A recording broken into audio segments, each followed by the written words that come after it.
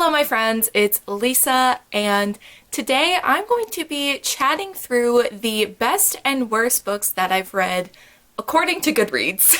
I recently saw Haley from Haley in Bookland do this video where she sorted her read shelf on Goodreads from the highest average rating to the lowest average rating and just kind of talked through the books that showed up and if she agreed with them, and I thought it would be fun to do the same. So I do have my laptop right here and I'm going to go to my read shelf and sort through all of the books I've read on Goodreads, which I started using Goodreads in 2016, so there's a good amount of books here on the shelf. I have 297 books on the shelf, so I'm just going to sort by the average rating and we will react and see if I agree with the worst and best books that I've read according to Goodreads. So I think I'm going to start with the worst books that I've read, aka the ones with the lowest average rating, because I want to end this video I think on a more positive note, so we're going to do the worst ones first. Okay, I've sorted by the lowest average rating, and the first two books are a part of the same series, and it's Zenith and Nexus by Sasha Alsberg and Lindsay Cummings. Zenith has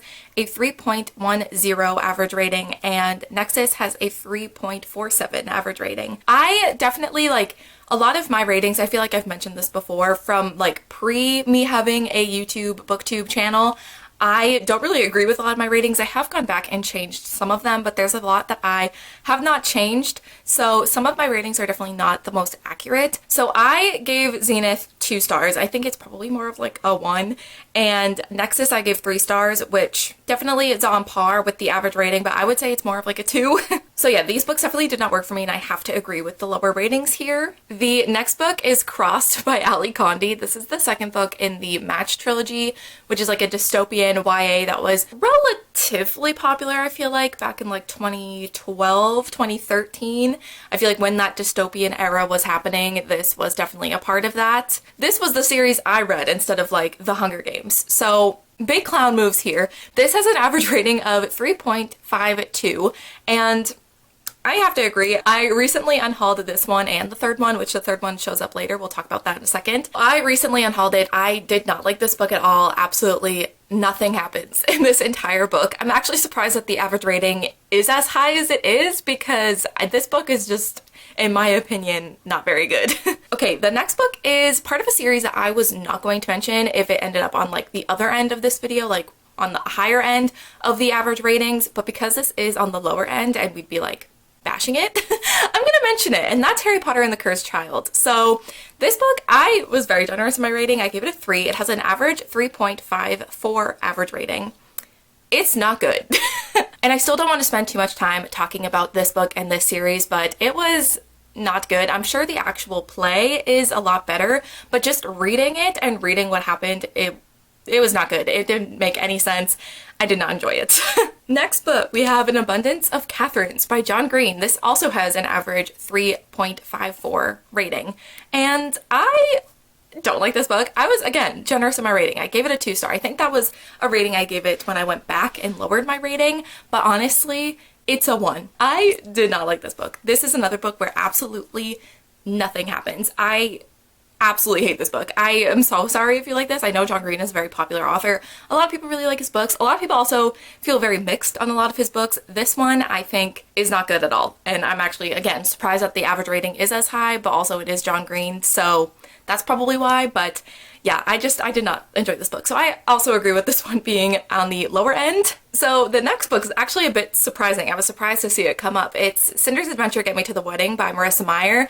It has a 3.55 average rating. And again, I'm kind of surprised that it showed up, but also not really because it's a relatively new release. So it probably doesn't have very many ratings. Did that make sense? I don't think so. It probably doesn't have a lot of ratings is what I'm trying to say. There's a total of 515 ratings, which is not a lot. So I can understand why the average rating is probably a bit lower, especially because I think a lot of people wanted this to be something that it wasn't. This is kind of an interactive ebook that Marissa Meyer wrote. It's basically like she wrote fan fiction about all of her characters. It's about Cinder getting married, and it's like a interactive ebook where you choose, it's like a choose your own adventure kind of thing. So there's multiple different endings and characters from all of her books show up, and I think people would have just preferred for this to not have happened and to it have just been a normal novella that was canon about Cinder's wedding. And to be honest, I think I would have rather have gotten that as well. And this was fun, like I did enjoy it. I think I gave it a 4-star, but I understand why it's not getting the highest ratings because of that. But also like, I just had a good time reading it. I thought the actual experience of like choosing your own adventure was really fun, but it is kind of hard to rate as well, because it's just like fan fiction for all of our characters. So I totally understand why this maybe doesn't have the highest ratings, especially because I think people just want to see the Cinder wedding, just the normal wedding that she deserves. The next book is Reached, which I said was going to show up later on. Here it is. It has an average 3.55 rating, and this is the third book in the Match trilogy. I understand why this one has a bit of a higher average rating, because I seem to remember liking this one more than the second one. A little bit more happens in this book, but it's still not great. I definitely found just like the whole conclusion of this series very disappointing. So yeah, totally understand why Reached is this low. I would have to agree. The next book is very funny to me. It's New Moon by Stephanie Meyer. I'm actually kind of surprised in a way that this is the one that's so low, because it's the second book. You would think like if people are continuing on with the series, they're more than likely enjoying the books. So I'm surprised that the second one is this low. But this has a 3.57 average rating, and I didn't rate this because I think when I made my Goodreads account, I just added this to my read shelf because I technically had read them. I read the series when I was 6th grade. How old was I? 11? Yeah, I was 11, which interesting. But I mean, I have to agree, I don't think New Moon was my favorite when I originally read them, and now it's like Twilight is just, that's a whole mess that I don't want to get into, so I have to agree, but it's also very surprising, I feel like, that that's the one that's as low as it is. I feel like I would expect Twilight to show up kind of lower, but I guess the second one, people didn't like the second one. Maybe it's because Edward isn't in the second one as much. That's why I didn't like it when I was 11. Okay, I'm going to talk about just a couple more because I feel like I could go on and on and on forever. But the next one is Everlasting Rose by Danielle Clayton. This has an average 3.57 rating, and I am sad that this one is so low, but I also kind of agree. I also gave this a 3-star, so I'm definitely within that average rating. And this is the sequel to The Bells, which I really enjoyed. They're right here behind my Taeyang pop figure. But The Bells had a very interesting premise. I read it a while ago, so my memory of what it was about might be a little rusty, but I just know that it was about these girls who had these, I think they were called bells, and they were able to have these like abilities where they could change people's appearances. And there's a competition with the bells where they get chosen to be the belle for the royalty and work at the palace, and I think our main character is in that competition, and it just set up a very, very interesting premise.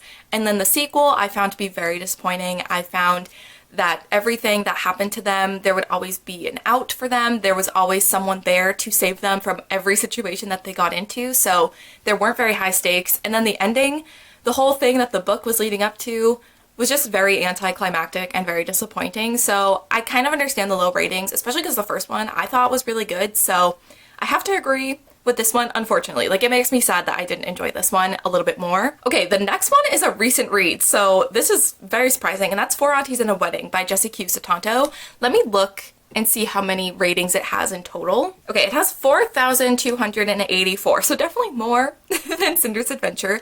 That's a decent amount of ratings. I mean, it's not a lot, but it's a decent amount. And I rated this one 4 stars. I actually just finished this. This is my most recent read. So I gave this a 4-star, but this has the average rating of a 3.59, so I'm like relatively close to that average rating.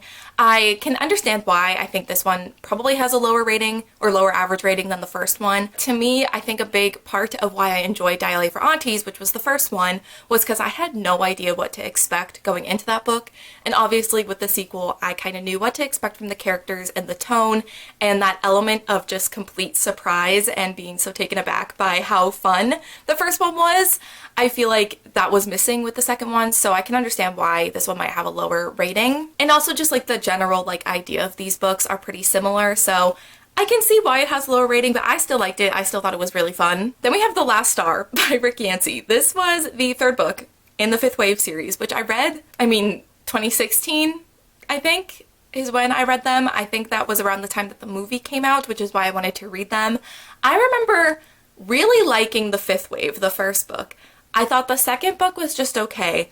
and I really hated this third book. I, again, was very generous with my rating, so this was a 3-star on Goodreads, which is not at all what I think I'd rate it. I'd probably give it like a 2, maybe a 1 now, like looking back. But me rating books before having like a booktube channel, I gave 5 stars to the books I absolutely loved, gave 4 stars to everything that I just, everything else basically, and then 3 stars was like if I didn't like a book. And so to have this as a 3-star for me when I read it so many years ago, I think is not a good sign. I really didn't enjoy it. But I just really did not like where this series went. There were a lot of changes from the first book to this third book that I just wasn't into.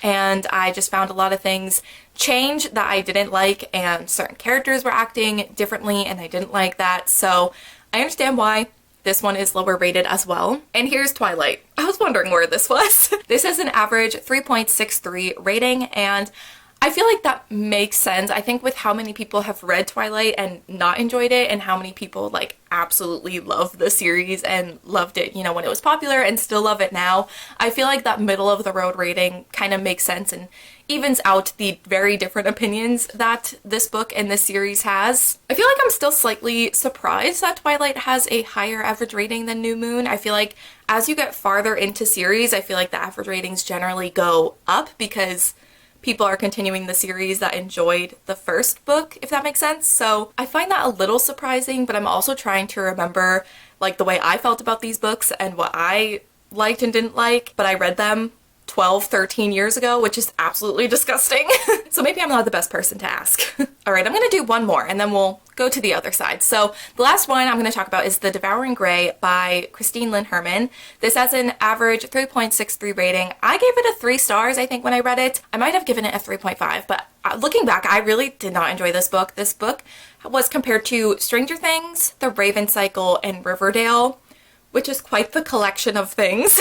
I think I read this for the Stranger Things readathon back in 2019, which was like the first year of my channel, and I think I just had a hard time like figuring out the way I felt about books. I still sometimes don't know how to rate books, so I think even then, like trying to figure out how I felt and rate books and all of that type of stuff, I was still trying to figure all of that out. But looking back, I really didn't like this. I couldn't tell you a single thing about this book.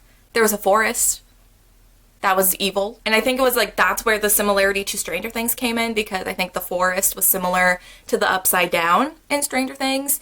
But I just remember not really caring about the characters, not really caring about anything that was going on. So I think my rating is a bit generous, but it is on par with the average rating. I didn't really care for this book. Okay, I'm now going to switch to the other end, the highest average rating, aka the best books that I've read. Okay, and the first one that pops up, the book that I've read with the highest average rating, is Know My Name by Chanel Miller. This has a 4.72 average rating, and I have to agree, I don't have my rating on Goodreads yet because I'm technically reading this for a secret TBR. That at this point I have spoiled my thoughts on all of the books in that secret TBR. So it doesn't really matter. I gave it 5 stars. I think that this is probably one of the best books I've ever read. It was one of my favorites of last year. It was in my like top 3. I think my top 3 were tied because they were just all so different that it was like impossible to kind of rank them. But I absolutely loved this book. This is Chanel Miller's memoir about how her like experience being the Emily Doe in the Stanford rape case, the Brock Turner case, and it was so emotional. It's hard to say it was good because it's like it's such a sad and emotional and hard to read sometimes book, but it was so powerful. And also Chanel Miller just is such a talented writer in general. Like she's, I think, the type of person that I would read her grocery list. Just the way that she words things, it just was so well written and so powerful, and one of those books that if I think you can handle the kind of content that she's talking about, I would recommend to everyone. So yeah, I 100% agree with this being the book that has the highest average rating from the books that I've read. It's just incredible. Okay, so after Know My Name is a book in a series. I'm starting to see a lot of like books in similar or the same series showing up, which I think goes back to what I was saying earlier, how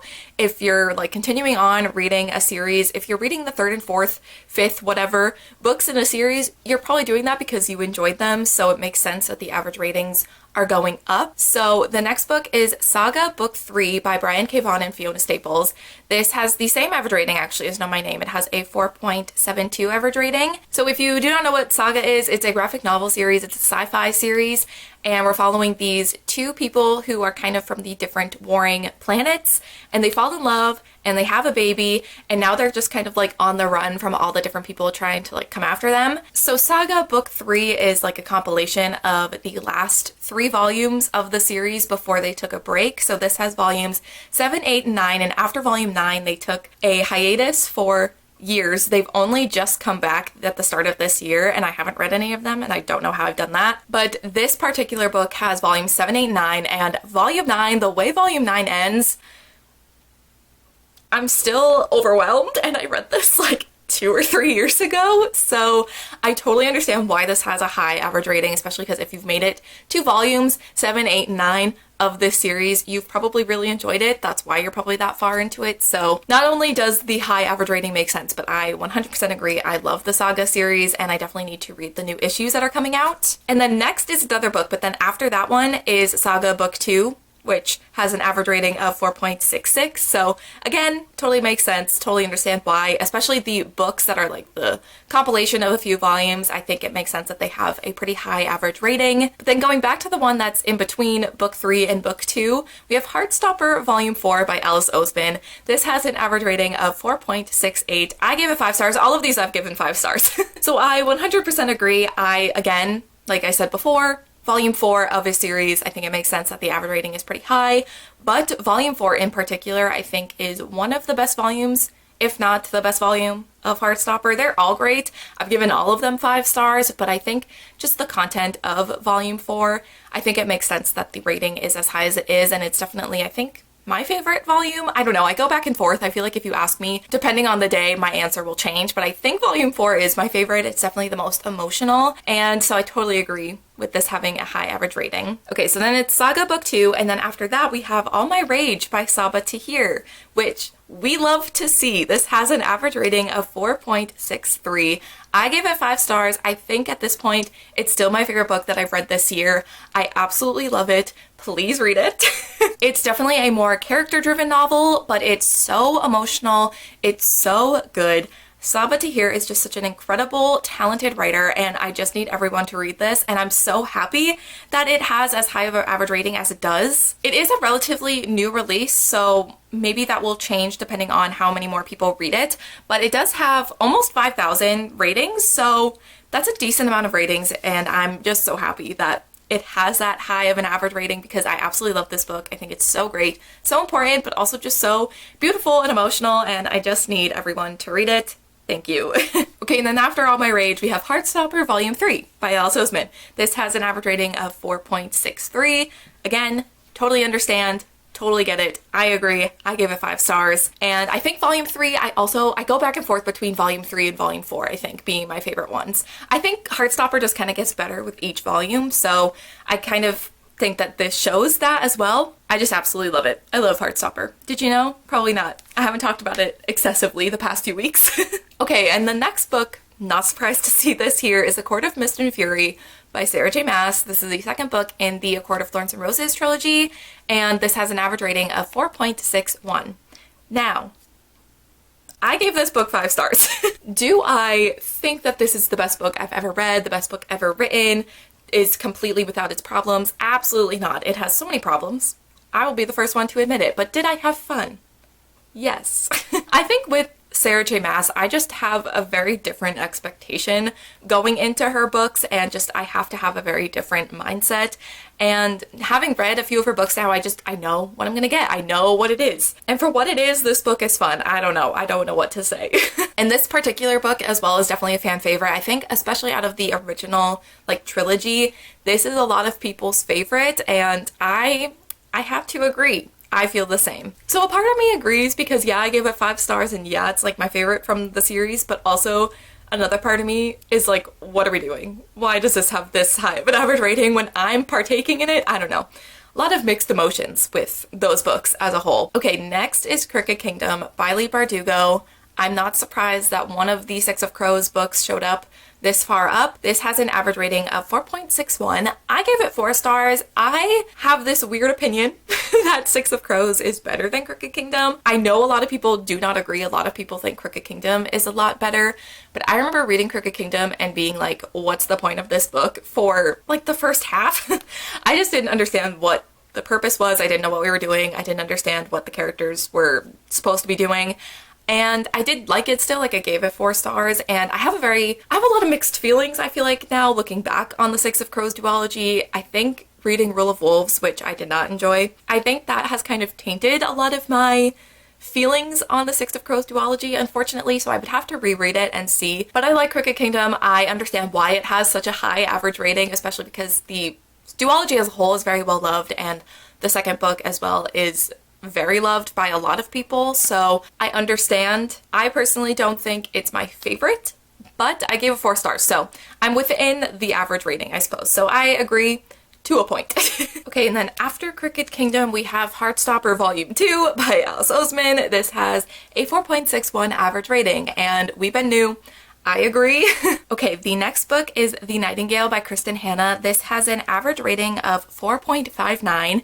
I give this book 4.5 stars, so I am exactly on par with the average rating, and I have to agree. This is a World War II historical fiction about these 2 sisters that are kind of on very different paths, but are both like fighting back against this war and everything in their own ways. And it's so good. I sobbed reading this book. This is a very like hyped and popular historical fiction, and I remember wanting to read this for a really long time, but also being kind of intimidated by how popular it was and being a little nervous that I wasn't going to enjoy it as much as everyone else, but I really enjoyed it. Definitely did not have to worry. I think it has that hype for a reason. I totally agree with it, and yeah, 100% would recommend, and I need to definitely read more from Kristen Hanna. This is the only one I've read from them, but I did really enjoy it. Okay, the next book is Clockwork Princess by Cassandra Clare. I'm actually a little surprised it took this long for a Shadowhunters book to come up, but I'm very happy that one finally did and that it was this one. So this has an average rating of 4.56. I gave it 5 stars. I absolutely love this book. I love the Infernal Devices trilogy as a whole, and this third book I think is one of the best Shadowhunters conclusions, but also like one of my favorite conclusions to a series in general. Just the way everything wraps up is so perfect and so good, and this whole book is just so angsty and dramatic, and I love it. And there's also, I feel like, the most action in this entire trilogy in this book too, so I just loved it for everything that was going on. The characters are great. It's just the perfect conclusion in my opinion. And I also feel like this is a lot of people who read the Shadowhunters books that really enjoy them. I feel like this is definitely a fan favorite, so out of all of the Shadowhunter books to show up in this video, I feel like it makes sense that this one is as high of a rating as it is. Okay, next is actually kind of funny. It is the Save Me webcomic, which is a like BTS webcomic. I feel like this would be kind of a lot to explain without giving like a entire PowerPoint presentation on the BTS cinematic universe, which most people probably don't want. I think it'd be fun, but I understand that most people probably wouldn't enjoy that. But basically this is kind of a webcomic, and it's following the story of BTS in their like music videos, but it's like it's fictional BTS. It's a fictional story, but it's like a storyline that continues on through some of their music videos from a particular era, a particular like album or album's release. So this does have an average rating of 4.56.